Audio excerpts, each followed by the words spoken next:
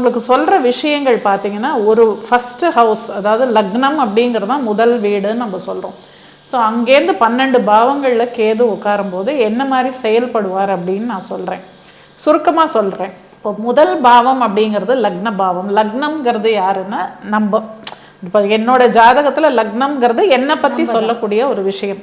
அப்போ அந்த பாவத்தில் கேது உட்காரும்போது அந்த சுருக்கும் தன்மை அப்படிங்கும்போது எந்த மாதிரி ஒரு கேரக்டர் எனக்கு இருக்கும் அப்படின்னா, ஒரு இன்ட்ரோவர்ட் அப்படின்னு சொல்லுவாங்க இல்லையா, தன்னை மிகவும் வெளிப்படுத்தி கொள்ளாமல் ஒரு மாதிரி அடக்கமாக இருப்பாங்க. ரொம்பலாம் வெளியில் வந்து காமிச்சிக்க மாட்டாங்க. அவங்கக்கிட்ட திறமை இருந்தாலும் கூட அதை பெருசாக வெளியில் படோடோபம்லாம் இருக்காது. ரொம்பவே ஒரு மாதிரி அடக்கமாக இருப்பாங்க. பேச்சு கூட கொஞ்சம் கம்மியாக தான் பேசுவாங்க. அந்த மாதிரி ஒரு கேரக்டரை கொடுத்துருவார். ஏன்னா அது ஒரு சுருக்கும் தன்மை அப்படிங்கிறதுனால. அடுத்தது 2ஆம் பாவத்தில் உட்காரும்போது அது பொருளாதாரம் சார்ந்த ஒரு பாவம். அதாவது நம்மளுடைய காசு பணம் இதெல்லாம் பற்றி பேசக்கூடியது. அண்டு வாக்குஸ்தானமும் அதுதான்.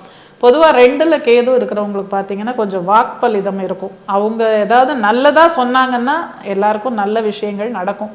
கெட்டதாக ஏதாவது சொல்லிட்டாங்கன்னா அதுவும் நடந்துடும். அதனால் இந்த 2ல் கேது இருக்கிறவங்க கொஞ்சம் நல்லதே வாயிலேருந்து அவங்களுக்கு வந்தால் நல்லதாக இருக்கும். மற்றவங்கள எப்போவுமே ஒரு நல்ல விஷயங்களை சொல்லி ஆசீர்வாதம் பண்ணாங்கன்னா அது நல்லதாக அமையும்.